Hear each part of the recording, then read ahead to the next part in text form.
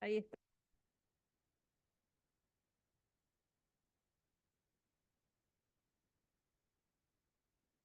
Ahí están entrando.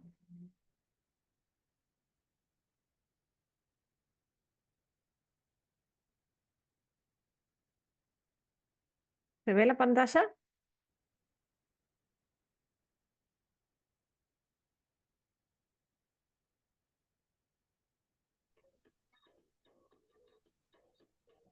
Bien. Entonces decíamos que el cuarto enemigo del aprendizaje es querer tenerlo todo claro todo el tiempo, ¿sí? Sin permitirnos el proceso.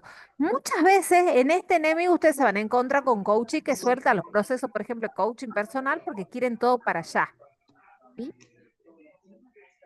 Quieren todo y la inmediatez viene de la mano de la frustración, porque no todo puede ser inmediato. Hasta en la naturaleza, todo es un proceso. Entonces, tengo que bancarme el tiempo de oscuridad, el tiempo de ignorancia, siempre buscando aprender, pero teniendo claro que hay un proceso y que va a haber momentos en los que no voy a saber todo. Entonces, la pregunta para reflexionar en la semana de este enemigo sería, ¿qué cosas dejaste de hacer por no tener la claridad total sobre esa situación?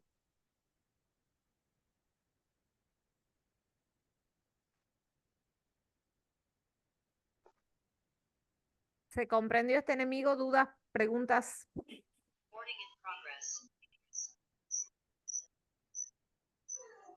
¿Vamos bien? Bueno, supongo que sí, porque no me preguntan, no me dicen.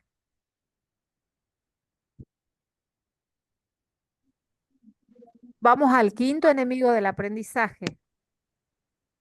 Saber es ser capaz de responder preguntas.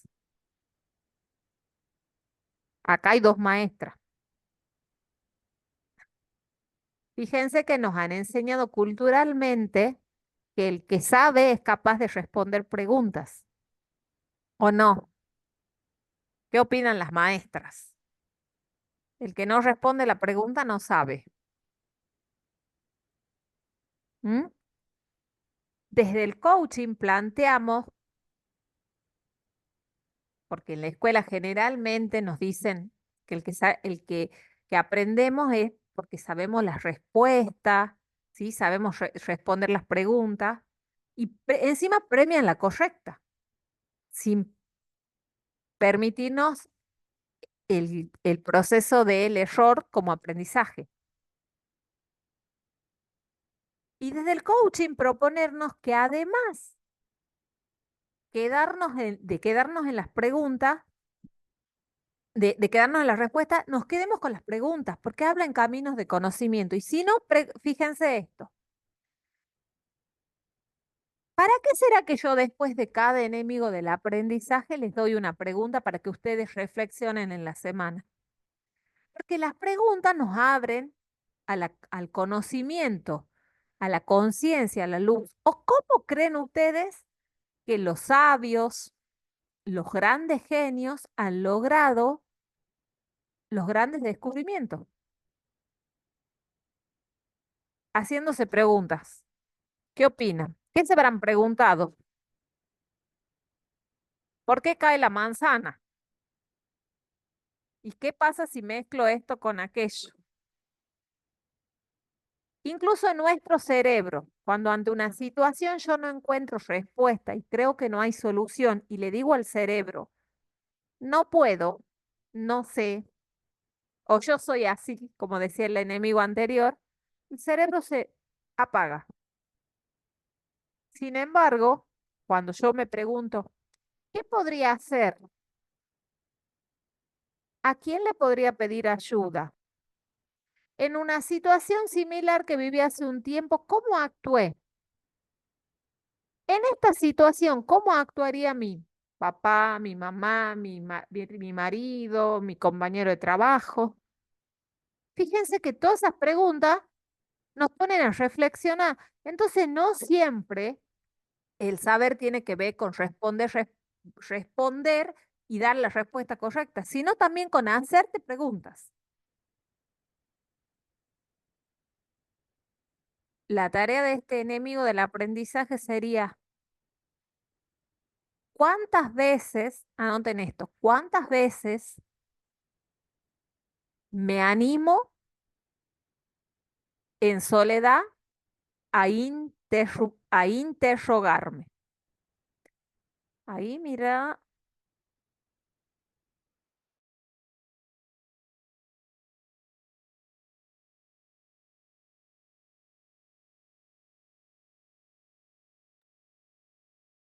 ¿cuántas veces me animo en soledad a interrogarme? Bien,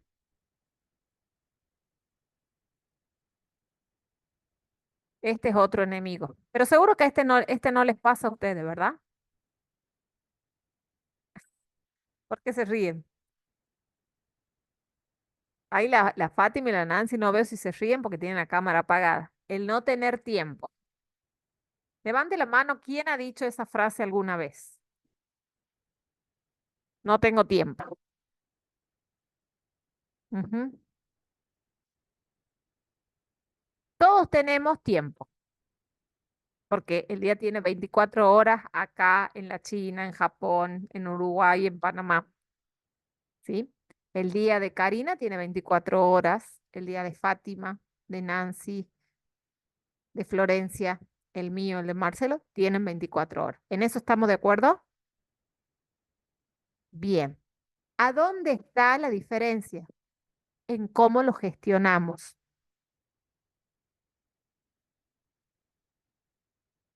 Fíjense que la gente que dice que no tiene tiempo, dice, no puedo inventar tiempo. Pero ¿qué le contesta el coach? Pero sí lo puedo gestionar, ¿sí? Es decir, lo puedo administrar. Y yo acá les he traído este croquis donde nos da una idea, un pantallazo, pero esto es algo que se trabaja a nivel personal, en un proceso personal, de cómo administrar el tiempo, cómo gestionarlo. Una es aprender a poner límites, limitarme yo mismo, es decir, el tiempo que estoy en redes sociales, en el entretenimiento, en el trabajo abrumador,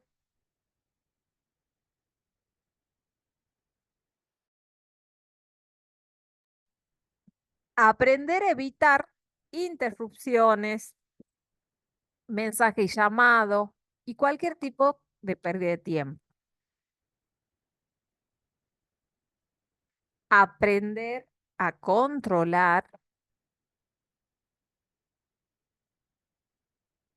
las cosas que necesitan atención inmediata, porque no es lo mismo algo importante que algo urgente. Muchas veces eso hace que no le demos un buen uso al tiempo, ¿no? ¿Esto es importante o es urgente? ¿Sí? Hay muchas cosas que son urgentes resolver y hay muchas cosas que son importantes, mas no son urgentes. Entonces, ese discernimiento también tiene que ver con la reflexión.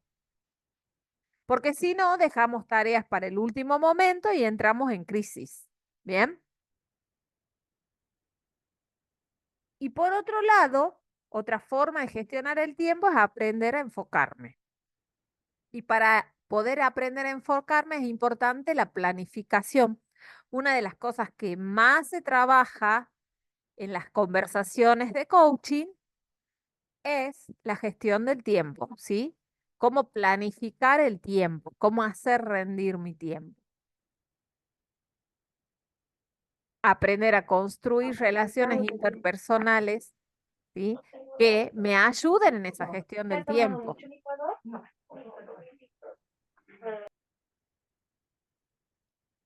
Para tener un mayor crecimiento personal. Entonces, en este enemigo del aprendizaje, en la gestión del tiempo, la pregunta sería, ¿qué necesito aprender para gestionar mi tiempo de una manera efectiva. ¿Lo anotan?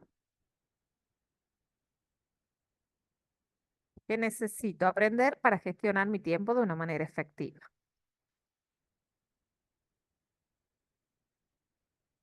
Y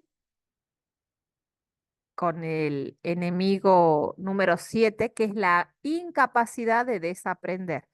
Vivimos en una era donde se habla mucho de desaprender o de deconstruir, que es reflexionar sobre lo aprendido y no es borrar todo lo que sabemos, es ver, elegir desde una manera reflexiva qué cosas me sirven, ¿sí?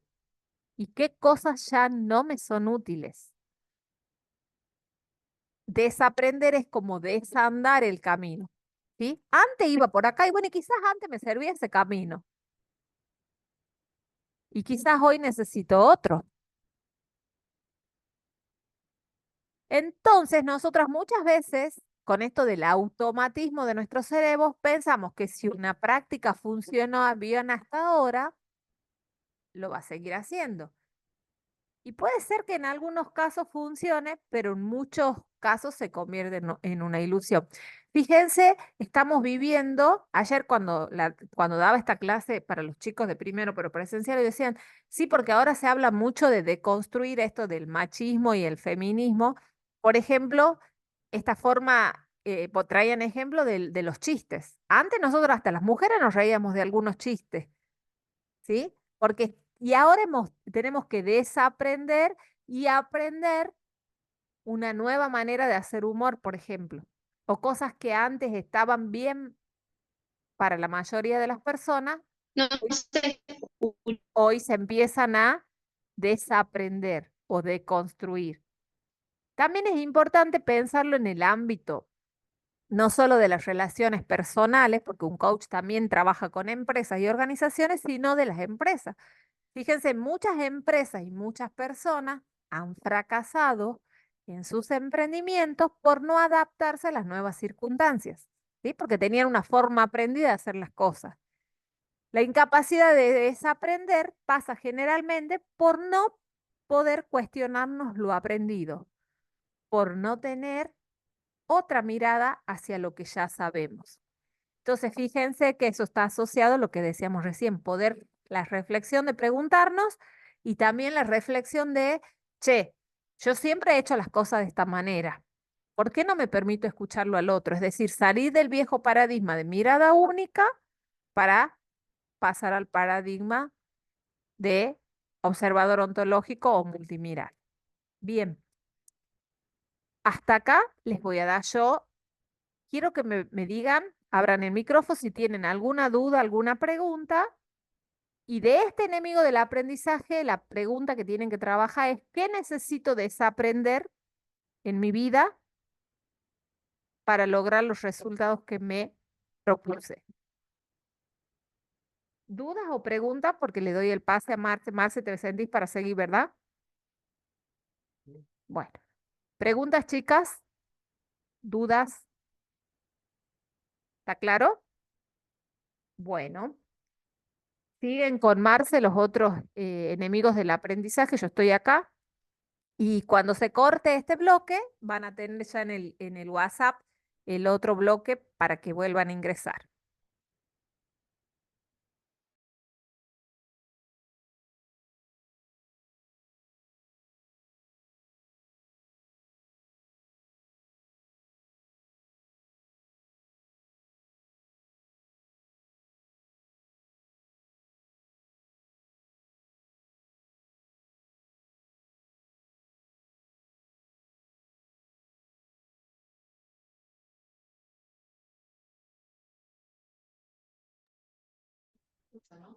Hola, ¿me escuchan? Bien. Hoy día estoy con problemas técnicos. Bueno, el octavo enemigo del aprendizaje es excluir el dominio corporal del aprendizaje. ¿Se acuerdan que cuando comenzamos habíamos hablado que los tres dominios donde trabaja el coach es el lenguaje, la emoción y el cuerpo. Bien, entonces esto habla de que en todo aprendizaje participa nuestra biología, en cualquier práctica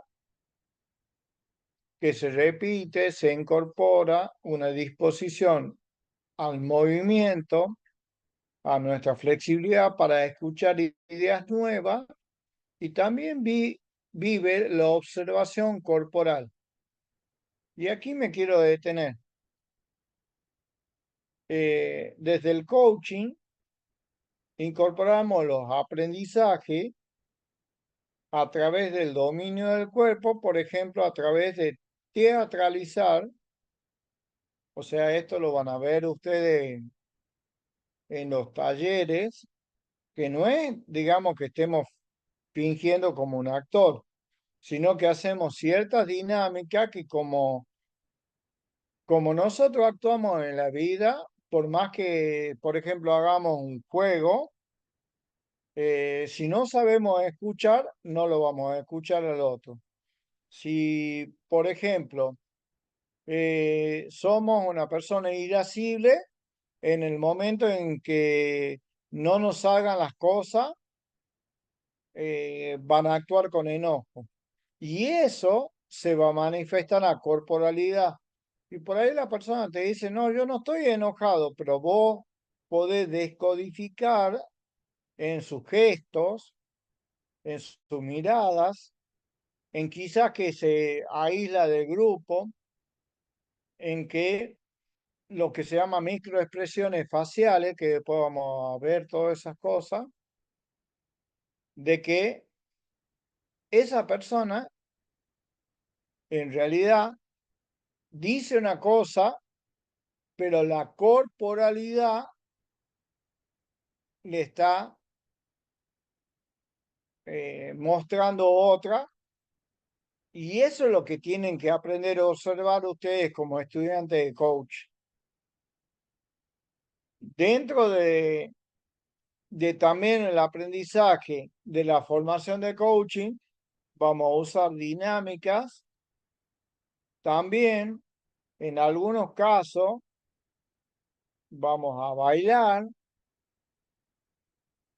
porque el hecho de que, por ejemplo, nosotros, cuando queremos cambiar la emoción, el hecho de mover el cuerpo genera dopamina, serotonina, y eso hace que cambie la emocionalidad.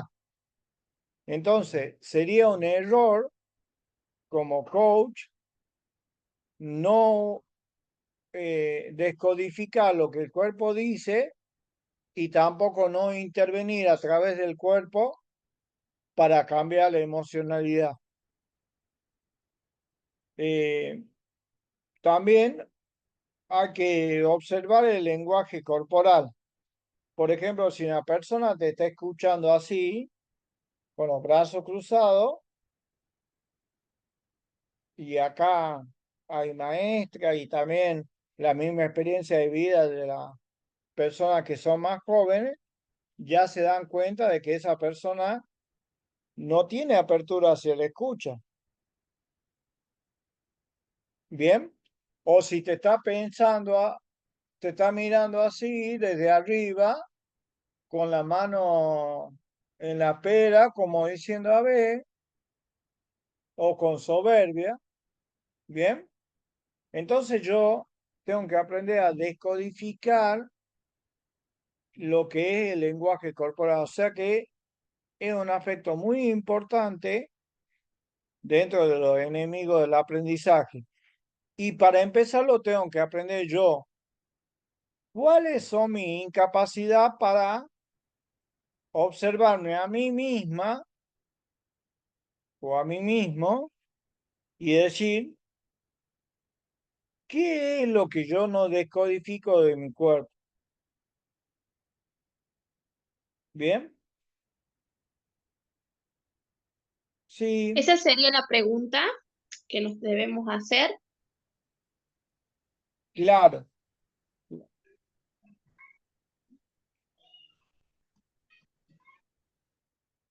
La pregunta sería, volvamos atrás, David.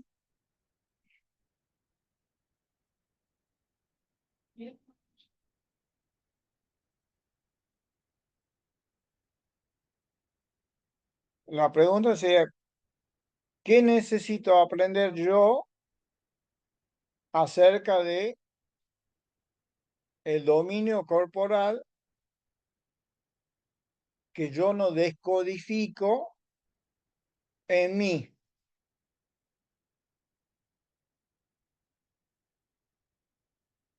Y para eso van a tener que aprender a observarse sus propios gestos, sus propias miradas, sus propias posturas corporales. Viene hay gente que dice, yo no estoy enojada. O capaz que te dice, yo no estoy enojada. Pero vos lo podés ver en su rostro de que tiene, que está colorado de la furia que tiene. Y yo lo puedo decodificar. Bien, por más que lo quiera disimular. El próximo enemigo del aprendizaje habla de excluir el dominio emocional del aprendizaje, que sería el otro dominio del coaching. Nuestras emociones juegan un rol, perdón, central como filtro o potenciador del proceso de aprender. ¿Qué significa? Y que de acuerdo a la emoción en la que yo estoy, es como yo voy a observar o voy a interpretar lo que llamamos realidad. No es lo mismo interpretar desde la tristeza, desde el enojo, que desde el entusiasmo o desde la alegría. ¿Observamos lo mismo?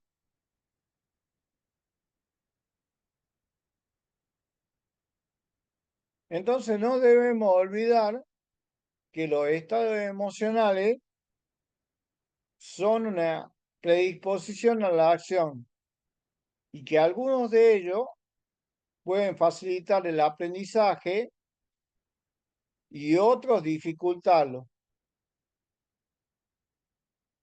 Entonces, a la hora de estudiar, si yo, por ejemplo, estoy en una emoción no generadora, enojada o porque no me salen las cosas y quiero tenerlo, alguno de los enemigos anteriores, quiero tener claro todo el tiempo y naturalmente que la emoción no me va a acompañar y lo que más me va a dar ganas es de decir, dejo todo.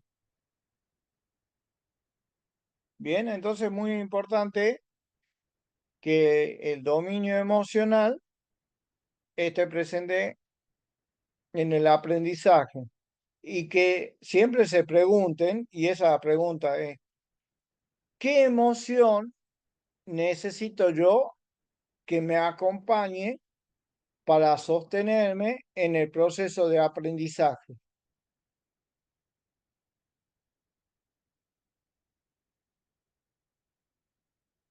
Y esa la tienen que descubrir ustedes.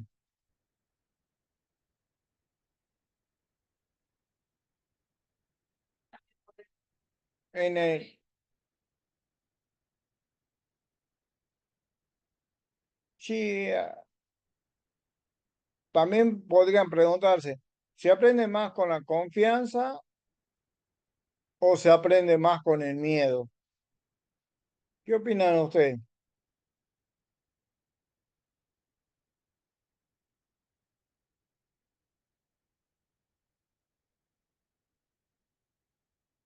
¿Están ahí? ¿Me escuchan?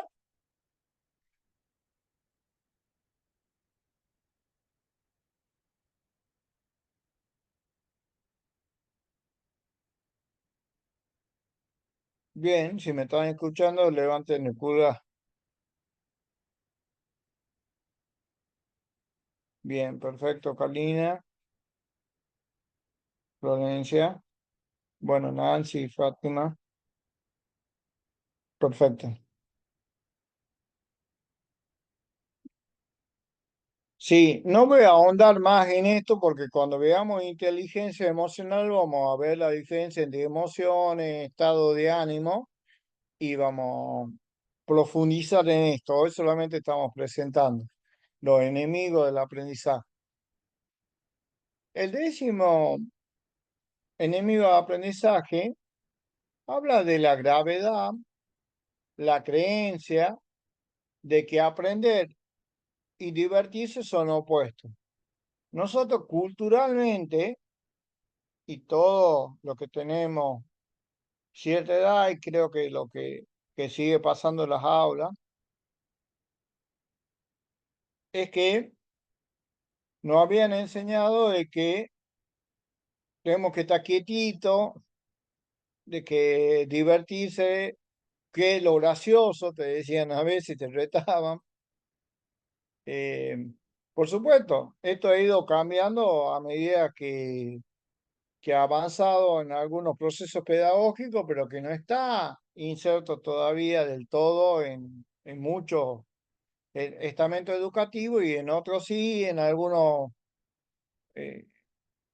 en algunos docentes. Y digo, no digo que pase en la escuela ni primaria ni secundaria, pasan en todos los ámbitos, inclusive universitario o terciario.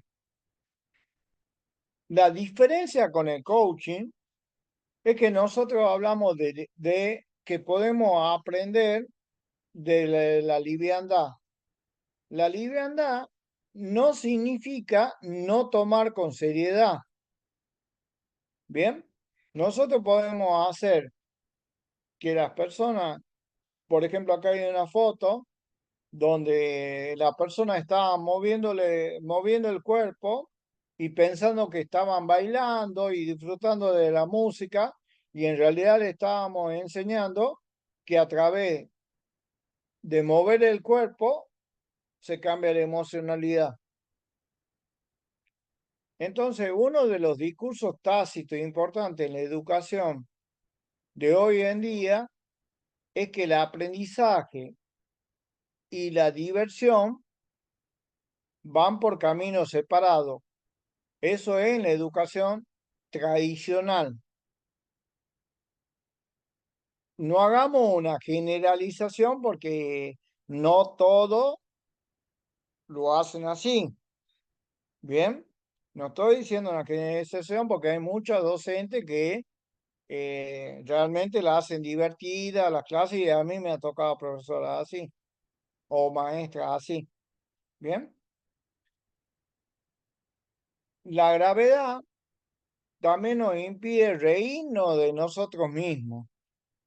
O sea, cuando no nos sale algo, el tomarlo con liviandad y decirle, bueno, no lo estoy entendiendo ahora, bien, pero no me voy a sentir, yo soy inútil, yo no sé aprender, yo soy dura, yo soy torpe, esto es muy difícil, quizá me equivoqué, bien.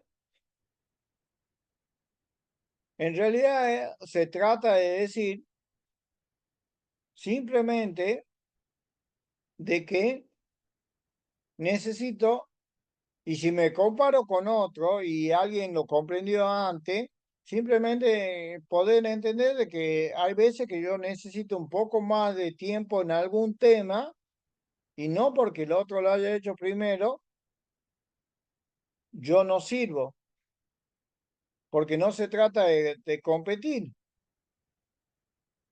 ¿bien? Se trata de que el aprendizaje, sobre todo en primer año, es un aprendizaje intrapersonal y que cada uno tiene sus tiempos. Bien, habrá temas que lo aprenderá más rápido uno o unas que otros. Entonces, la gravedad también nos impide reírnos de nosotros mismos, de nuestras torpezas, de nuestro sinsentido y de nuestra ignorancia. O sea, a veces también nos va a pasar que cuando leemos algo de coaching decimos, ¿cómo no lo supe antes? Si esto lo hubiese sabido 20 años antes, o 10, o 5, ¿cuánto sufrimiento me hubiese ahorrado?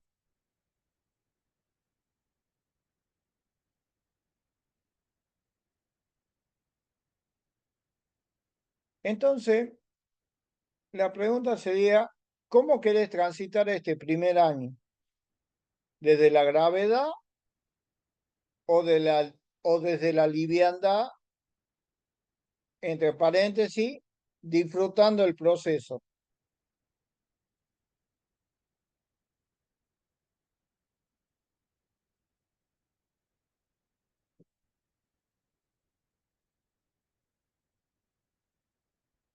¿Cuántos minutos quedan? Ah, sí tengo tiempo.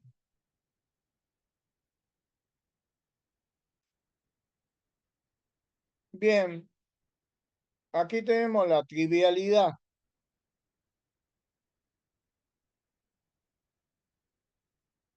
También está la trivialidad, que es un espacio en que no se puede aprender nada seriamente. Este enemigo del aprendizaje puede generar grandes perturbaciones. ¿Qué significa esto? Que una persona que viva en la trivialidad generalmente se refugia en la broma fácil y desactiva las intenciones de las personas a su alrededor que quieren aprender. A veces en un grupo de personas, cuando a ustedes les toque dar un taller, eh, siempre está aquella persona que se cree el bromista o que quiere llamar la atención siendo el centro de la reunión. La experiencia me ha enseñado que yo generalmente tomo lo que me dice, le digo muchas gracias por lo compartido y no hago foco en esa persona, porque justamente lo que esa persona quiere es molestar, no quiere aprender. Y es más, no tan solo que molesta porque no quiere aprender, sino que no deja que los demás aprendan, porque interrumpe la clase con su broma.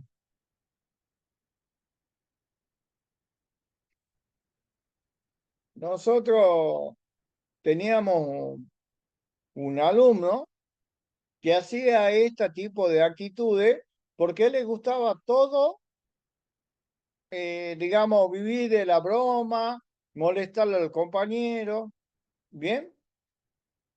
Y tuvimos que intervenir para que esa persona no siguiera en la formación porque no le servía a él ni le servía al grupo.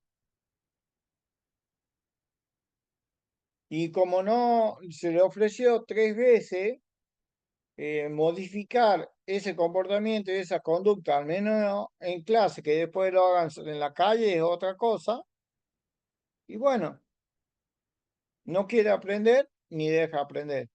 Entonces, el estar permanentemente en la broma evita las conversaciones necesarias. Acuérdense que nosotros en coaching tenemos momentos en los que lo mandamos a escribir, en que lo mandamos a reflexionar, y en medio de la reflexión que estaban escribiendo los compañeros, alguien le está haciendo broma o alguien se está riendo de lo que estamos escribiendo, y eso paraliza el aprendizaje y llega a generar un clima de incomodidad que hasta una vez una mujer, compañera de él, y varias mujeres que tenían, y algunos hombres también que tenían más edad, una vez la mujer se paró y le dijo, bueno, mira, vos no me dejas reflexionar porque con tu broma me sacás, digamos, de mi foco y no puedo escribir. Bien, porque hay veces, ya ustedes van a notar cuando demos algunas cosas, como por ejemplo el perdón, que es todo un tema. Imagínense el aprender a perdonarme a mí mismo, el aprender a perdonar a los demás, el perdonarme por no poder aprender o cosas así. Y en una serie de preguntas que nosotros le damos y alguien haciendo broma. ¿Qué les parece? ¿Se puede reflexionar así? ¿Se puede hacer una introspección desde ese lugar?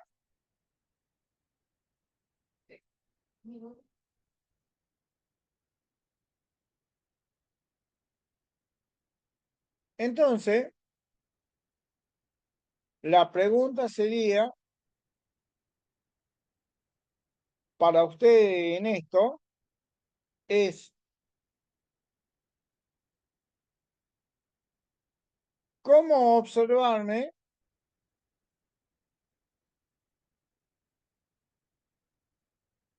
a mí misma, a mí mismo,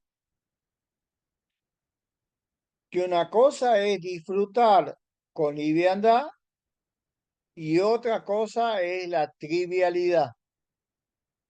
Bien, hay momentos para... Entonces, la pregunta concreta sería, ¿cómo encontrar el equilibrio entre entre la trivialidad y la gravedad? En ese equilibrio es donde me tengo que mover. Porque no es que yo no pueda en un momento hacer una broma, pero hay momentos y momentos y eso se llama ajuste social. Bien, soy una persona desajustada socialmente o soy una persona ajustada socialmente. Y esto quizá al observarlo ustedes primero y también al observarlo en otro, puedan descubrir cómo intervenir ante esa falta de equilibrio. Bien, entonces, ¿les parece que tomamos y nos conectamos? ¿Les parece 10 minutos de descanso porque tuvimos casi 80 minutos de clase? Bueno, entonces vamos a ingresar a las 21 con el nuevo ID para ver los otros enemigos del aprendizaje y ahí vamos a compartir en el checkout, digamos, donde ustedes van a poder participar. Así que en estos 10 minutos, si Ahí se pueden anotar corta, 21 algo para ingresos. compartir.